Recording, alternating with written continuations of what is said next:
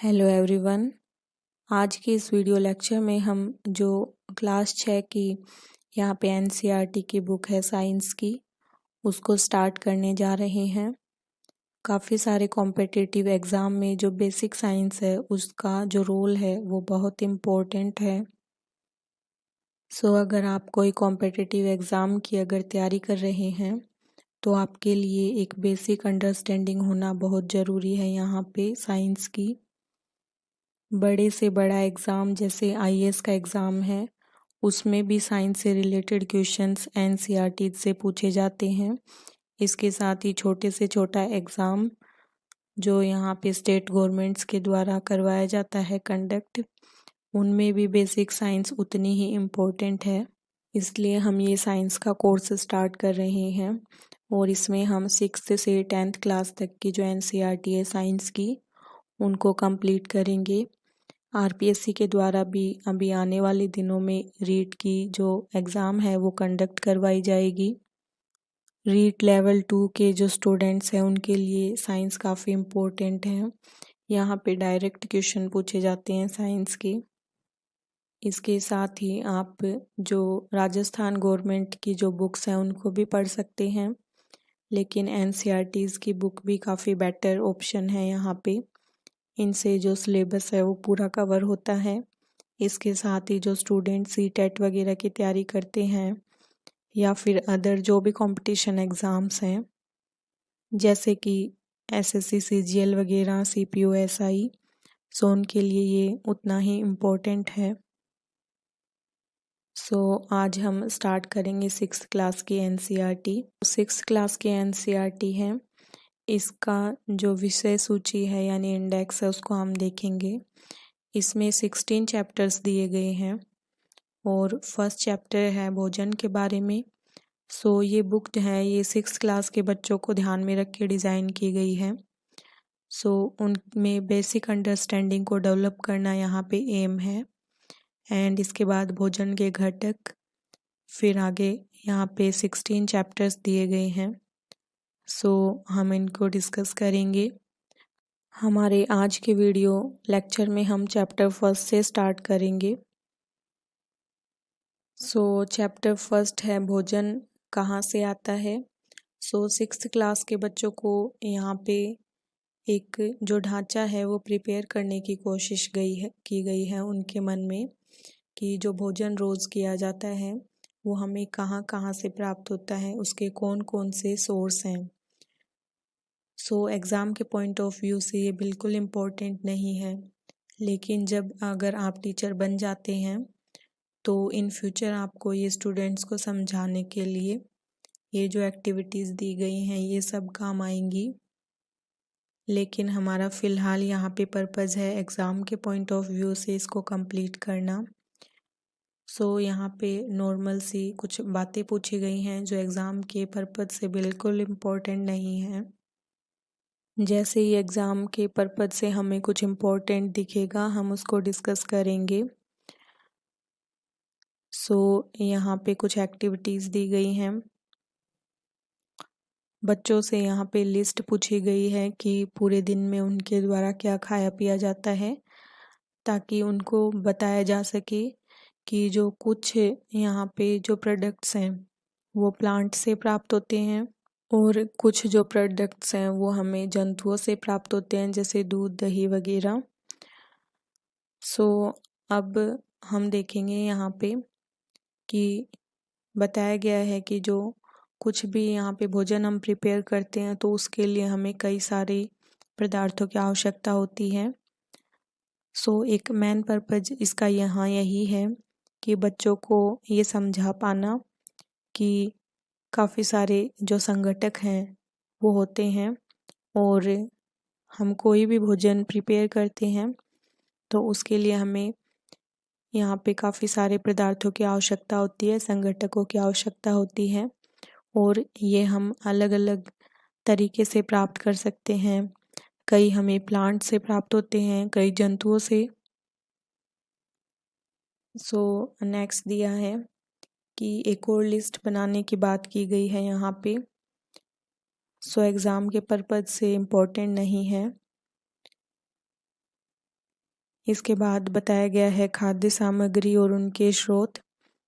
वही बात जो हम डिस्कस कर रहे हैं वही यहाँ लिखा गया है कि जैसे गेहूँ और चावल का क्या स्रोत है, तो ये पौधों से प्राप्त होते हैं।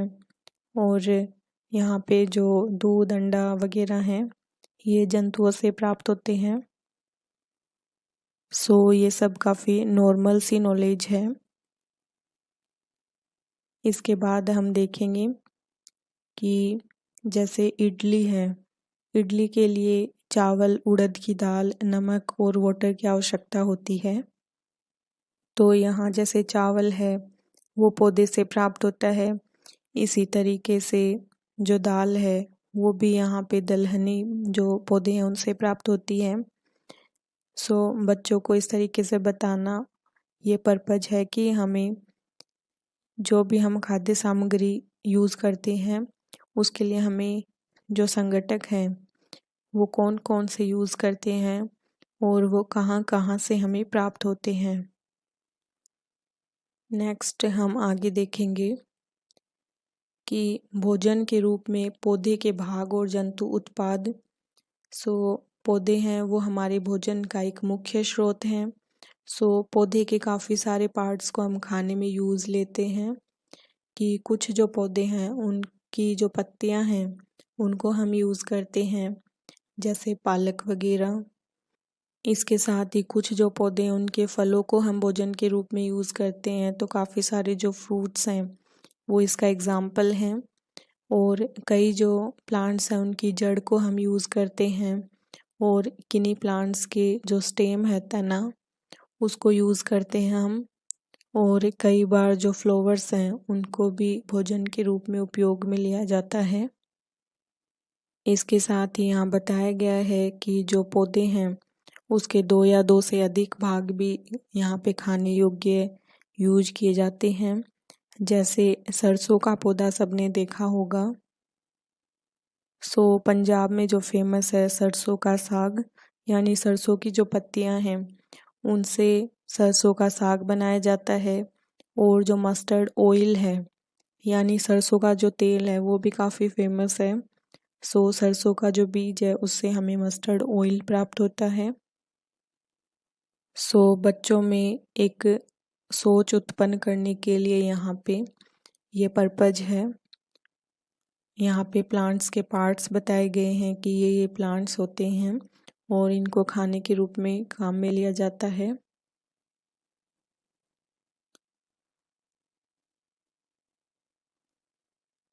जैसे यहाँ पे है कि बैंगन का भरता बनाने के लिए बैंगन की आवश्यकता होती है। बैंगन कहाँ से प्राप्त होते हैं हमें, कि ये पौधे का जो फल वाला पार्ट होता है उससे प्राप्त होते हैं।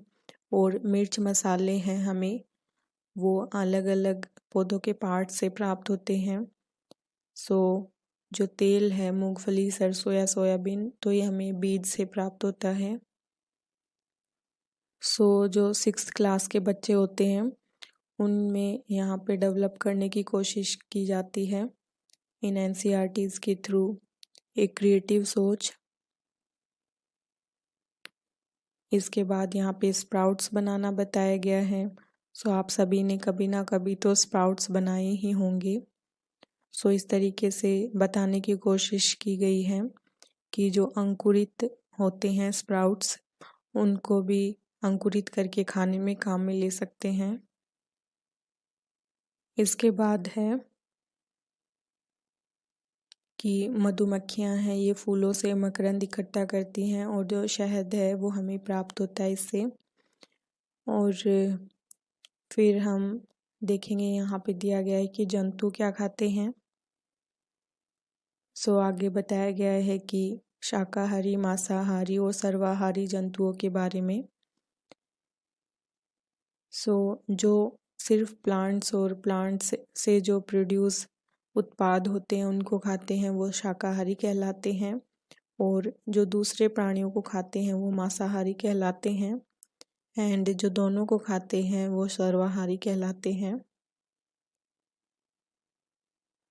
एग्जाम्पल दिया गया है यहाँ पे कि गाय है वो एक शाकाहारी है और शेर है वो एक मांसाहारी है। और कौवा है वो सर्वाहारी का एग्जाम्पल है। सो यहाँ पे एनिमल्स का नेम लिखा गया है और आगे पूछा गया है कि वो कौन कौन सा भोजन खाते हैं, ताकि बच्चे हैं वो सर्वाहारी और शाकाहारी मांसाहारी में जो डिफरेंस है उसको समझ पाएं। सो आगे चलेंगे हम। यहाँ पे प्रमुख शब्द दिए गए हैं जो इस चैप्टर में आए हैं। संगठक एंड खाद्य, मकरंद, अंकुरित बीज, शाकाहारी, मांसाहारी एंड सर्वाहारी। सो इन सबको हमने डिस्कस किया है। फिर सारांश है इसका कि हमारे इंडिया में जो भोजन है उसमें काफ़ी डाइवर्सिटी है। इंडिया खुद ही एक डाइवर्स कंट्री है, यानी बहुत विविधता यहाँ पे खान पान में देखने को मिलती है। और हमारे जो भोजन है उसमें कुछ स्रोत पौधों से प्राप्त होता है और कुछ जंतुओं से। इसके साथ ही जो जंतु यहाँ पे पौधों को खाते हैं वो शाकाहारी होते हैं, और जो केवल यहाँ पे जंतुओं को खाते हैं वो मांसाहारी कहलाते हैं, और जो जंतुओं को और पादपों को दोनों को ही खाते हैं वो सर्वाहारी कहलाते हैं। सो इस तरीके से हमारा चैप्टर फर्स्ट है ये हमने डिस्कस किया। और अब यहाँ पे आगे बताया गया है, यहाँ कुछ ऑप्शंस देके रिक्त स्थानों की पूर्ति के बारे में पूछा गया है। तो दिया गया है कि बाघ एक मांसाहारी है क्योंकि ये केवल मांस खाता है। सो ए आप कर सकते हो इसको सॉल्व। एंड हिरण केवल पादप उत्पाद खाता है इसलिए इसे क्या कहते हैं, शाकाहारी। और तोता केवल यहाँ पे पादप उत्पाद खाता है, और जो दूध हम पीते हैं वो हमें गाय, भैंस या बकरी से प्राप्त होता है इसलिए ये एक एनिमल प्रोडक्ट है। और नेक्स्ट है चीनी। सो चीनी हमें गन्नों से प्राप्त होती है। इस तरीके से हमने सोल्व किया यहाँ पे ये क्वेश्चंस। अब कुछ यहाँ पे एक्टिविटीज़ दी गई हैं जो एग्ज़ाम के पॉइंट ऑफ व्यू से इम्पोर्टेंट नहीं है, और कुछ सोचने की बातें हैं यहाँ पे कि क्या आपके आसपास के सभी व्यक्तियों को खाने के लिए पर्याप्त भोजन उपलब्ध है, यदि नहीं तो क्यों। सो ताकि बच्चों में जो सोशली यहाँ पे बच्चों को कनेक्ट करने की कोशिश की गई है ताकि बच्चे यहाँ पे समझ पाएँ भोजन की अवेलेबिलिटी के बारे में। और अभी लॉकडाउन के समय अगर संभव हो सके तो अगर आपके घर के आसपास किसी को भोजन उपलब्ध नहीं है तो आप कोशिश कर सकते हैं, एक छोटी शुरुआत कर सकते हैं। तो आप किसी भी इंसान को यहाँ पे भोजन अवेलेबल करवा सकते हैं। जस्ट हम इसको डिस्कस कर रहे थे तो ये थॉट मेरे दिमाग में आया। और नेक्स्ट है, हम भोजन की बर्बादी किन उपायों से रोक सकते हैं। सो बच्चों में एक यहाँ पे सोच उत्पन्न करने की कोशिश की गई है कि भोजन क्यों जरूरी है, कहाँ से प्राप्त होता है और भोजन को क्यों बर्बाद नहीं करना चाहिए। ये सब यहाँ पे समझाने की कोशिश की गई है। जो 6th क्लास के छोटे छोटे बच्चे होते हैं उनकी सोच ताकि डेवलप हो। इस तरीके से हमने यहाँ पे लेक्चर नंबर फर्स्ट को देखा है। अब इसका जो चैप्टर नंबर सेकंड है उसको भी हम डिस्कस करेंगे। सो अब हम हमारा लेक्चर नंबर सेकंड है वो स्टार्ट करेंगे। सो लेक्चर नंबर सेकंड में दिया गया है कि लास्ट लेक्चर में क्लास 6 के स्टूडेंट से यहाँ पे पदार्थों की सूची बनवाई गई थी जो कि खाने के काम में ली जाती है। सो अब हम यहाँ पे बताया गया है कि जो इंडिया है वो एक डाइवर्स कंट्री है और यहाँ पे लोगों के द्वारा जो भोजन किया जाता है उसमें भी काफ़ी विविधता है। सो एग्ज़ाम के पॉइंट ऑफ व्यू से यहाँ इम्पोर्टेंट नहीं है ये। नेक्स्ट भी हमारे लिए इम्पोर्टेंट नहीं है। यहाँ पे बताया गया है कि जैसे पंजाब है उसमें अन्न के रूप में मक्के का यूज़ किया जाता है और यहाँ पे दाल जो है वो राजमा यूज़ की जाती है। और सब्जियाँ जैसे सरसों का साग और मक्के की रोटी आपने सुना होगा। इसके साथ ही दही घी वगैरह यूज़ करते हैं।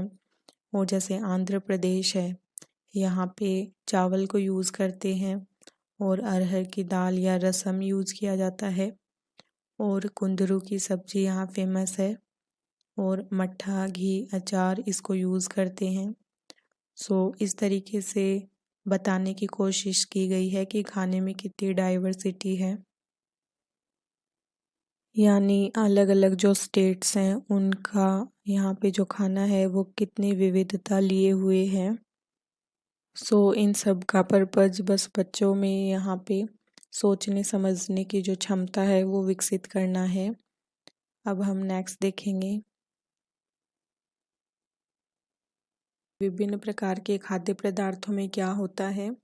जो पदार्थ हैं वो काफ़ी सारी सामग्रियों से यहाँ पे मिलके बने होते हैं, उन्हीं के बारे में यहाँ देखा गया है।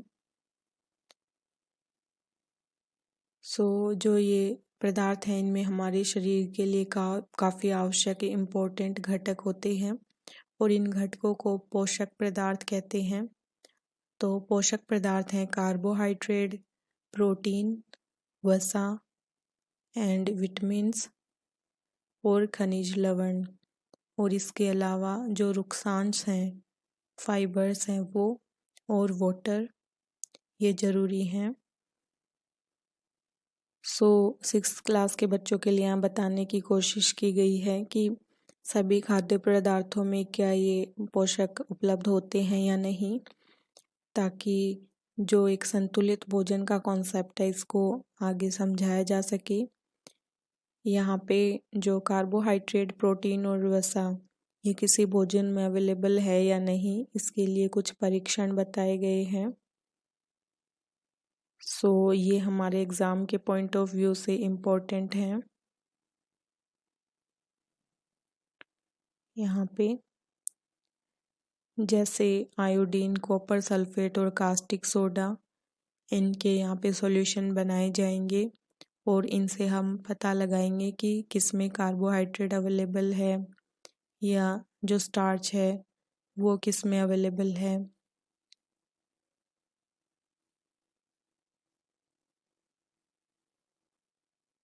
यहाँ दिया गया है कि विभिन्न खाद्य पदार्थों की जांच करके हम देखेंगे। कार्बोहाइड्रेट्स हैं वो काफ़ी प्रकार के होते हैं और ये हमारे भोजन में कार्बोहाइड्रेट मंड और शर्करा के रूप में मिलते हैं। अब हम इनके लिए परीक्षण करेंगे। यहाँ पे दिया गया है आयोडीन का विलयन बनाना, ये सब एक्टिविटीज़ अब हम आगे देखेंगे। जैसे मंड के लिए परीक्षण। अब हम कैसे ज्ञात करेंगे कि किसी यहाँ पदार्थ में मंड अवेलेबल है या नहीं। मंड से हमारा मीन है स्टार्च से। इसके लिए क्या करेंगे कि पहले जो खाद्य पदार्थ है उसको लेंगे और फिर जो डाइल्यूटेड आयोडीन है यानी तनु आयोडीन है उसका विलयन, उसकी 2-4 बूंदे उसमें डालेंगे और फिर देखेंगे कि क्या चेंज होता है। अगर नीला या काला रंग आए तो ये स्टार्च की उपस्थिति को दिखाता है, यानी मंड की जो उपस्थिति है उसको ये रिप्रेजेंट करता है। इस तरीके से क्वेश्चन पूछा जा सकता है कि जो स्टार्च है उसके परीक्षण के लिए क्या यूज़ लिया जाता है। तनु आयोडीन को यूज़ करते हैं यहाँ पे और जो कलर है वो नीला या काला कलर शो किया जाता है। ये स्टार्च की प्रेजेंस को यहाँ पे शो करता है। अब हम नेक्स्ट देखेंगे प्रोटीन के लिए परीक्षण। प्रोटीन के लिए किस तरीके से परीक्षण करेंगे कि पहले किसी भी खाद्य पदार्थ की थोड़ी सी मात्रा लेंगे जिसका हमें परीक्षण करना है कि उसमें प्रोटीन है या नहीं, और अगर वो ठोस है तो उसका पेस्ट या चूर्ण बनाएंगे और फिर उसको एक परख नली टेस्ट ट्यूब में डालेंगे और उसमें थोड़ा वाटर डाल के उसको लिक्विड कर लेंगे। अब उस टेस्ट ट्यूब में 2 बूंद कॉपर सल्फेट CuSO4 और जो कास्टिक सोडा होता है उसकी 10 बूंद को मिलाएंगे और फिर उसको हिला के रख देंगे। उसके बाद हम देखेंगे कि क्या चेंजमेंट यहाँ होता है। अगर कलर बैंगनी हो जाता है तो यहाँ पे ये प्रोटीन की उपस्थिति को शो करेगा। इस तरीके से हम परीक्षण कर सकते हैं प्रोटीन की प्रेजेंस का। क्वेश्चन इस तरीके से बन सकता है कि प्रोटीन के परीक्षण के लिए हमें आवश्यकता होती है कॉपर सल्फेट की और जो कास्टिक सोडा है उसकी, और जो कलर है वो बैंगनी कलर शो किया जाता है प्रोटीन अगर उपस्थित है तो। इसके बाद हम वसा के लिए परीक्षण करेंगे। वसा के लिए परीक्षण करने के लिए हम यहाँ क्या करेंगे कि पहले जिस भी पदार्थ को हमें यहाँ पे परीक्षण करना है उसको कागज पे लेंगे और अगर वहाँ पे चिकनाई हमें दिखती है या फिर तेल का धब्बा दिखता है तो ये वसा की उपस्थिति को शो करता है। जो कागज पर तेल का धब्बा है वो खाद्य पदार्थ में वसा की उपस्थिति को शो करता है यहाँ पे। एंड इन सब परीक्षण से क्या होगा कि हमें पता चल सकेगा कि कौन से खाद्य पदार्थ में वसा अवेलेबल है, कौन से में प्रोटीन अवेलेबल है और अमंड किस में अवेलेबल है।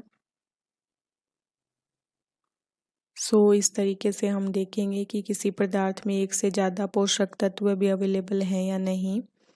और यहाँ हमने कार्बोहाइड्रेट, प्रोटीन और वसा के बारे में परीक्षण किया है। और इसके बाद देखेंगे कि विटामिन और खनिज लवण जैसे भी पोषक पदार्थ हैं ये भी खाद्य पदार्थों में उपस्थित होते हैं, तो इनकी हमें क्या ज़रूरी होती है हमारे शरीर को। इसको जानने से पहले हम यहाँ पे लास्ट पेज पे चलेंगे। लास्ट पेज में यहाँ जैसे कच्चा आलू, तो कच्चे आलू में मंड उपस्थित है या नहीं, प्रोटीन उपस्थित है या नहीं, या फिर वसा उपस्थित है। इस तरीके से बच्चों से यहाँ पे जो लिस्ट है वो प्रिपेयर करवाई गई है। आप सब जानते ही हैं कि कच्चे आलू में स्टार्च अवेलेबल होता है। इस तरीके से ये लिस्ट बनाई गई है। अब हम आगे देखेंगे कि विभिन्न पोषक हमारे शरीर के लिए क्या करते हैं। जो कार्बोहाइड्रेट्स हैं उनकी हमें क्या ज़रूरत पड़ती है। तो कार्बोहाइड्रेट हैं ये हमारे शरीर को ऊर्जा प्रदान करते हैं और वसा से भी हमें ऊर्जा मिलती है। लेकिन कार्बोहाइड्रेट की तुलना में जो वसा है उससे हमें अधिक ऊर्जा प्राप्त होती है। यानी अगर सेम मात्रा में आप कार्बोहाइड्रेट लेंगे और सेम मात्रा में आप वसा लेंगे यानी जो फैट है वो, तो जो कार्बोहाइड्रेट की तुलना में वसा से हमें ज़्यादा ऊर्जा प्राप्त होगी। इस तरीके से हमने यहाँ पे देखा। अब हम देखेंगे कि वसा और कार्बोहाइड्रेट दोनों से ही हमें ऊर्जा प्राप्त होती है, तो इनको ऊर्जा देने वाला भोजन कहते हैं। यहाँ पे कार्बोहाइड्रेट के कुछ स्रोत दिए गए हैं। तो क्वेश्चन इस तरीके से यहाँ से बनते हैं कि कार्बोहाइड्रेट के स्रोत कौन कौन से हैं। आप देख सकते हैं कि जो स्टेपल फूड्स हैं हमारे जैसे गेहूँ, चावल, बाजरा, तो ये सब कार्बोहाइड्रेट के स्रोत हैं। इसके साथ ही जो आलू है और शकरकंद एंड गन्ना, पपाया एंड तरबूज और आम और जो मक्का है वो सब कार्बोहाइड्रेट के स्रोत हैं। ये हमारे डेली के भोजन में यहाँ पे होते हैं और इन्हीं की वजह से हमें ऊर्जा प्राप्त होती है। अब हम आगे देखेंगे। यहाँ पे दिए गए हैं वसा के स्रोत। वसा के स्रोत में पादप स्रोत और जंतु स्रोत दिए गए हैं। पादप स्रोत यानी जो वसा के स्रोत हमें पौधों से प्राप्त होते हैं, जैसे कि अलग अलग तरह के ऑयल, सूरजमुखी का ऑयल, सरसों का ऑयल, नारियल का तेल, सोयाबीन का तेल एंड जो मूंगफली है और गिरी और तेल वगैरह, इसके साथ ही तिल। अब हम देखेंगे कि हमें जो जंतुओं से प्राप्त होते हैं वसा के स्रोत, उनके बारे में। सो आप सब वाकिफ ही हैं इनसे। ये हैं यहाँ पे मछली, मांस, अंडे, घी, दूध, मक्खन, क्रीम वगैरह। सो इस तरीके से हमने वसा के स्रोत देखे। नेक्स्ट अब यहाँ पे प्रोटीन के कुछ स्रोत दिए गए हैं। सो जो दलहनी फसलें हैं वो प्रोटीन के स्रोत हैं, जैसे चना एंड मूंग, तुअर दाल, राजमा, सोयाबीन और मटर वगैरह। और इसके बाद यहाँ पे नेक्स्ट दिया गया है कि प्रोटीन के कुछ स्रोत जो जंतुओं से प्राप्त होते हैं, जैसे मांस, मछली, पनीर, दूध, अंडे वगैरह। सो जो प्रोटीन है इसकी आवश्यकता हमें क्यों होती है कि शरीर की वृद्धि के लिए और स्वस्थ रहने के लिए। इस वजह से जो प्रोटीन युक्त भोजन है उसको कहते हैं शरीर वर्धक भोजन। तो इस तरीके के क्वेश्चंस एग्ज़ाम में बनते हैं। यहाँ पे जो आरपीएससी के द्वारा रीट लेवल 2 की एग्ज़ाम कंडक्ट करवाई जाएगी उसमें इसी टाइप के क्वेश्चंस पूछे जाते हैं। सो जो प्रोटीन युक्त भोजन है वो कहलाता है शरीर वर्धक भोजन।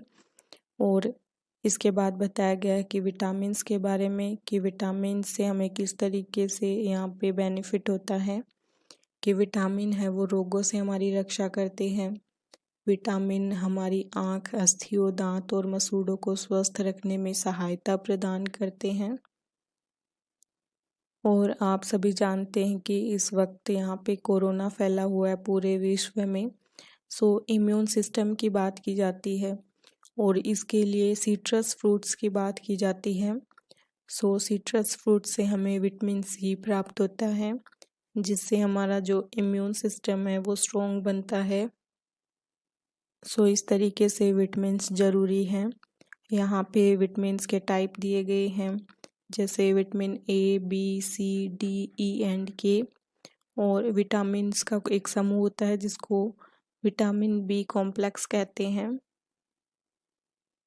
सो अब हम विटामिन्स के बारे में देखेंगे कि विटामिन के स्रोत। ये काफ़ी इम्पोर्टेंट है, क्वेश्चन यहीं से पूछे जाते हैं कि विटामिन ए के स्रोत पूछ लेंगे आपको, या फिर ऑप्शन देंगे कि विटामिन ए का इनमें से कौन सा स्रोत है या फिर कौन सा नहीं है। सो जो पपीता है और इसके साथ ही गाजर और आम, दूध, मछली का तेल, ये विटामिन ए के एग्जाम्पल हैं। इसके बाद विटामिन बी के स्रोत दिए गए हैं, जैसे गेहूँ, चावल और ये यकृत। सो ये विटामिन बी के स्रोत हैं। सो इन्हें लर्न करना ज़रूरी है यहाँ पे, क्योंकि जो क्वेश्चंस हैं वो यहीं से पूछे जाते हैं। एंड इसके बाद कुछ विटामिन्स के बारे में बताया गया, सी के बारे में। सो जो सिट्रस फ्रूट हैं, जो खट्टे फल हैं, वो विटामिन सी के स्रोत होते हैं। सो जैसे संतरा एंड टमाटर, अमरूद, मिर्च, नींबू और आंवला। सो मिर्च है ये खट्टा नहीं है, लेकिन ये विटामिन सी का ही स्रोत है। और नेक्स्ट दिया गया है विटामिन डी के स्रोत। सो जो दूध है, मक्खन है, मछली, अंडे वगैरह ये सब हैं यहाँ पे विटामिन डी के स्रोत। यहाँ जो यकृत है ये भी स्रोत है विटामिन डी का। सो आप देख सकते हैं एक से ज़्यादा विटामिन भी मिलते हैं कुछ स्रोत में। सो अब हम आगे देखेंगे कि जो विटामिन्स है वो हमें काफ़ी कम मात्रा में आवश्यक होते हैं। और विटामिन ए है ये हमारी त्वचा और आँखों को स्वस्थ रखता है, तो यहाँ से भी क्वेश्चंस बनते हैं। और विटामिन सी है ये हमें रोगों से लड़ने में हेल्प करता है। सो विटामिन डी क्या करता है, विटामिन डी जो हमारी बोन्स हैं, यानी हमारी जो अस्थियां हैं और हमारे दांत हैं, उनके लिए जो कैल्शियम है उसका उपयोग हम कर पाएँ ये सुनिश्चित करता है ये। इस तरीके से हमने विटामिन्स के बारे में देखा। और यहाँ पे आयोडीन के स्रोत दिए गए हैं, जैसे कि पालक और मछली, और यहाँ पे केकड़ा और अदरक वगैरह। इसके बाद फास्फोरस के स्रोत दिए गए हैं यहाँ पे, कि जैसे दूध, केला, मिर्च और गेहूं और चावल। और उसके बाद दिए गए हैं लोहे के स्रोत, पालक, और यहाँ पे सेब, यकृत, नख वगैरह। और कैल्शियम के स्रोत आप सबको पता ही है, दूध और अंडे।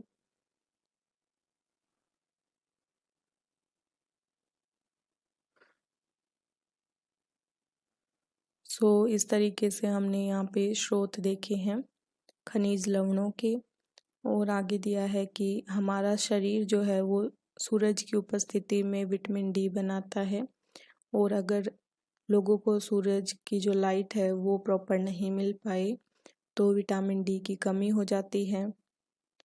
यहाँ पे जो विटामिन्स होते हैं और जो खनिज लवण होते हैं, ये भी अल्प मात्रा में ही रिक्वायर्ड होते हैं शरीर के विकास के लिए। आगे बताया गया है कि ज़्यादातर जो खाद्य पदार्थ हैं उनमें एक से ज़्यादा पोषक पदार्थ होते हैं। और यहाँ पे जैसे चावल है तो इसमें कार्बोहाइड्रेट की जो मात्रा है वो इसमें पाए जाने वाले दूसरे पोषक जो पदार्थ हैं उनसे ज़्यादा होती है। इसलिए जो चावल है वो एक कार्बोहाइड्रेट समृद्ध भोजन कहलाता है। इस तरीके से हमने पोषक पदार्थों के बारे में डिस्कस किया है। अब हम देखेंगे कि यहाँ पे पोषकों के अलावा जो हमारे शरीर को आहारी रेशों और जल की भी आवश्यकता होती है। जो रेशे होते हैं इनको रुक्सांस कहते हैं, और हमारे खाने में रुक्सांस की पूर्ति होती है। जो प्लांट्स हैं उनसे जो प्रोडक्ट मिलते हैं उनसे ये पूर्ति होती है। एग्जाम्पल यहाँ पे दिया गया है कि रुक्सांस के जो स्रोत हैं वो हैं साबुत खाद्यान्न, दालें, आलू और ताजे फल और सब्जियाँ। इस तरीके से क्वेश्चन पूछे जा सकते हैं यहाँ से।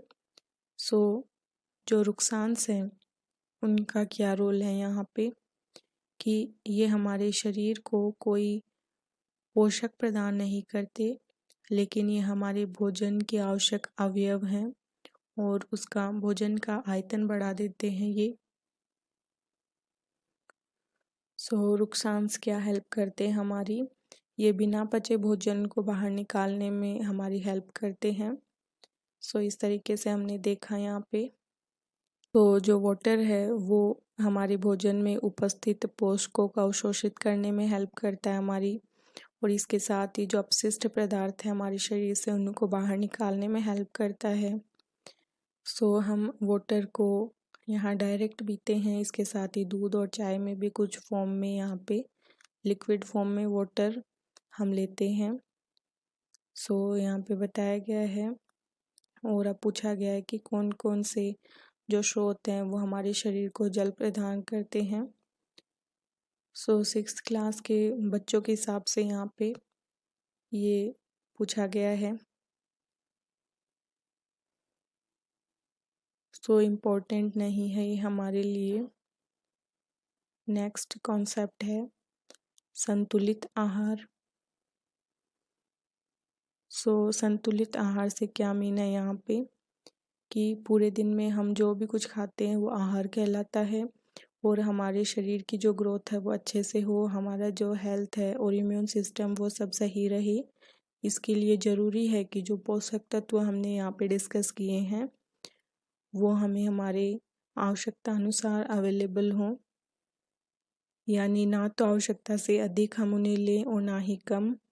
ये पर्याप्त मात्रा में होने चाहिए। इसके साथ ही जो रुक्सांस हैं और जो जल है वो भी यहाँ पे अवेलेबल होना चाहिए पर्याप्त मात्रा में। इस तरीके का जो भोजन है वो कहलाएगा संतुलित आहार। तो यहाँ पे जो सारे पोषक तत्व हैं वो संतुलित आहार में होना जरूरी है। अब हम देखेंगे कि बताया गया है कि जो अलग अलग एज ग्रुप के लोग हैं उनको अलग अलग तरीके का भोजन चाहिए होता है या फिर सेम ही भोजन चाहिए होता है। और संतुलित आहार जो है वो सबके लिए अलग अलग टाइप का होना चाहिए, किस तरीके से होना चाहिए इसके बारे में बात की गई है यहाँ पे। बच्चों से चार्ट बनवाया गया है और ये हमारे लिए इम्पोर्टेंट नहीं है क्योंकि यहाँ से क्वेश्चन नहीं बन रहे हैं।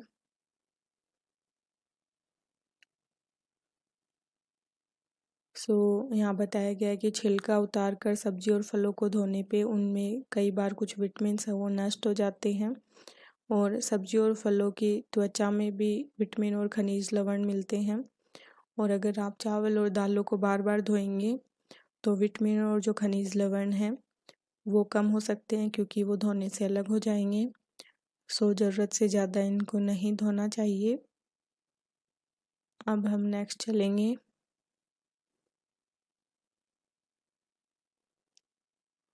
आगे कहा गया है कि पकाने से भोजन का स्वाद बढ़ जाता है और इसको पचाने में आसानी होती है, लेकिन अगर हम ज़रूरत से ज़्यादा इसको पकाते हैं तो पोषक तत्वों की हानि भी यहाँ होती है।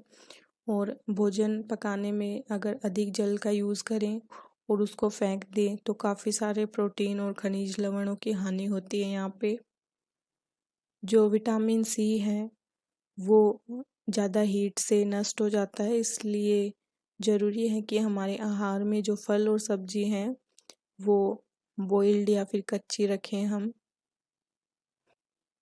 अब यहाँ पे आगे बताया गया है कि हमने देखा था कि कार्बोहाइड्रेट और वसा है, अगर दोनों ही सेम क्वांटिटी में हैं तो उनसे जो एनर्जी है वो डिफरेंट डिफरेंट प्राप्त होती है। जो वसा है उससे ज़्यादा एनर्जी प्राप्त होती है।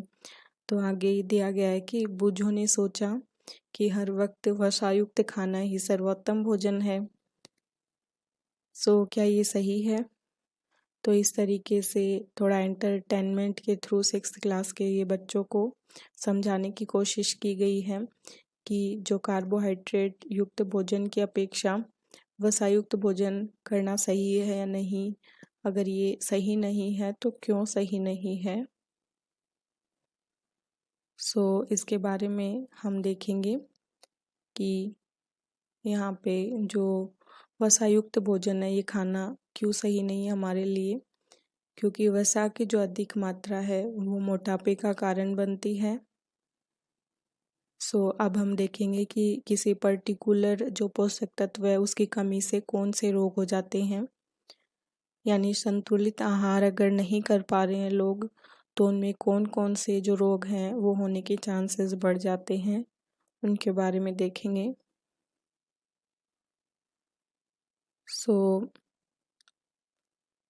यहाँ पे है कि अगर कोई व्यक्ति अपने भोजन में पर्याप्त मात्रा में प्रोटीन नहीं ले पा रहा है तो उसमें प्रोटीन की कमी हो जाएगी। इसलिए क्या होगा, उसकी वृद्धि है वो अवरुद्ध हो जाएगी, यानी उसकी जो ग्रोथ है वो रुक जाएगी और चेहरे पे स्वेलिंग होगी, बालों का रंग उड़ जाएगा, त्वचा की बीमारियां और पेचिस की प्रॉब्लम, इस तरीके की प्रॉब्लम उसको हो जाएगी। यहाँ से क्वेश्चंस बन सकते हैं कि प्रोटीन की कमी से कौन कौन सी प्रॉब्लम होती हैं। और प्रोटीन और कार्बोहाइड्रेट दोनों ही यहाँ पे अवेलेबल नहीं है किसी को, तो उसकी जो ग्रोथ है वो पूरे तरीके से अवरुद्ध हो जाएगी और व्यक्ति बहुत दुबला पतला हो जाएगा। इसके साथ ही आगे बताया गया कि जो विटामिन्स और खनिज लवण हैं उनके अभाव में भी कुछ विकृतियां हो सकती हैं।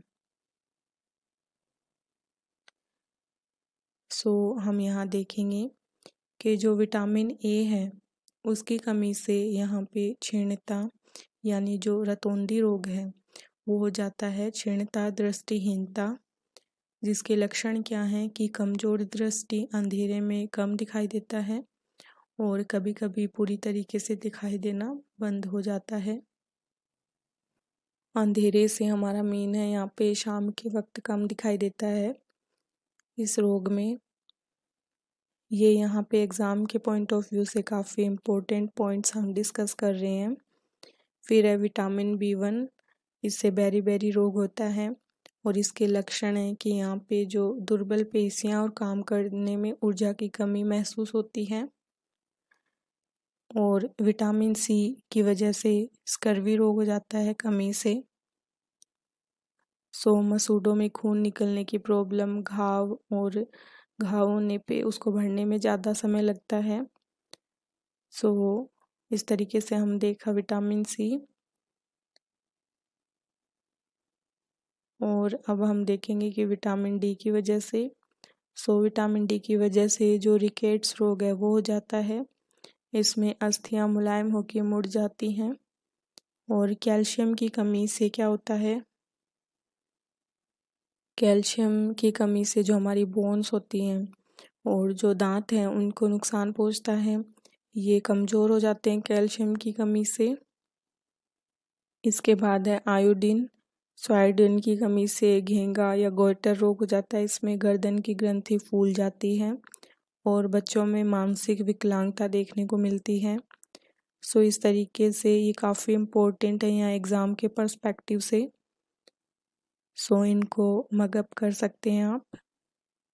इसके बाद है कि कुछ इम्पोर्टेंट यहाँ पे शब्द दिए गए हैं, जैसे संतुलित आहार, बेरी रोग, कार्बोहाइड्रेट, ऊर्जा, वसा, खनिज, पोषक, प्रोटीन, रुकसांस, स्कर्वी, मंड, विटामिन। इन सब को हमने देखा। अब हम आगे मूव करेंगे।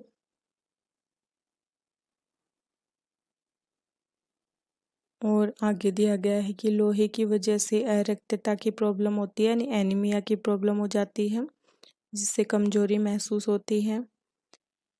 अब सारांश दिया गया है यहाँ पे कि हमारे भोजन में जो पोषक तत्वों के नाम दिए गए हैं कि कार्बोहाइड्रेट, प्रोटीन, वसा, विटामिन और खनिज लवण होते हैं। और आहारी रेशे यानी रुकसांस और वाटर की आवश्यकता भी हमें होती है। इसके साथ ही जो कार्बोहाइड्रेट और वसा हैं, ये हमारे शरीर को ऊर्जा प्रदान करने का काम करते हैं। और जो प्रोटीन और खनिज लवण हैं, इनकी आवश्यकता हमारे शरीर की वृद्धि और अनुरक्षण के लिए होती है, यानी हमारे शरीर की सही ग्रोथ हो, इसके लिए प्रोटीन काफ़ी आवश्यक है और खनिज लवणों की भी उतनी ही आवश्यकता होती है। और विटामिन जो हैं वो हमारे शरीर की रोगों से रक्षा करते हैं। और संतुलित आहार में ये जो पोषक तत्व और रुकसांस वगैरह हैं और वाटर, ये उचित अनुपात में होना आवश्यक है। इसके साथ ही यहाँ पे लंबी अवधि तक अगर कमी रहेगी पोषक तत्वों की, तो हमने देखा कि कई तरीके के रोग यहाँ हो जाते हैं। अब हम चलते हैं नेक्स्ट कि हमारे भोजन के मुख्य पोषक तत्वों के नाम लिखिए। ये हम डिस्कस कर चुके हैं। और कह रहे हैं कि निम्न के नाम बताइए कि जो हमें मुख्य रूप से शरीर को ऊर्जा प्रदान करते हैं। जो कार्बोहाइड्रेट और वसा हैं वो हमें ऊर्जा प्रदान करते हैं और शरीर की वृद्धि और अनुरक्षण के लिए आवश्यक है। तो प्रोटीन और खनिज लवण आवश्यक है। और जो विटामिन हमारी अच्छी दृष्टि के लिए आवश्यक है, ये विटामिन ए होता है। और अस्थियों के लिए विटामिन डी आवश्यक है। इसी तरीके से जो क्वेश्चन है वो एग्ज़ाम में बनते हैं। और आगे है, दो ऐसे खाद्य पदार्थों के नाम लिखिए जिनमें जो पोषक हैं वो प्रचुर मात्रा में उपलब्ध होते हैं। ये स्टूडेंट्स के लिए है कि वसा किन किन खाद्य पदार्थों में होती है, स्टार्च किस में होता है। ये बच्चों के लिए एक्टिविटी दी गई है। इन सब को हम डिस्कस कर चुके हैं। आप भी इसका आंसर कर सकते हैं यहाँ पे। आगे है कि यहाँ पे राइट अगर है स्टेटमेंट, तो बताना है कि चावल खाकर हम अपने पोषण आवश्यकता को पूरा कर सकते हैं। नहीं।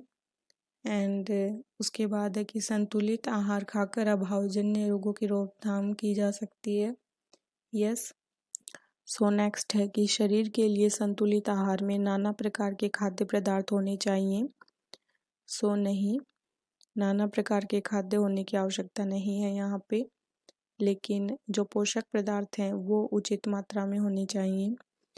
फिर है, शरीर को सभी पोषक तत्व उपलब्ध कराने के लिए केवल मांस पर्याप्त है। नो। आगे है, विटामिन डी की कमी से रिकेट्स रोग होता है।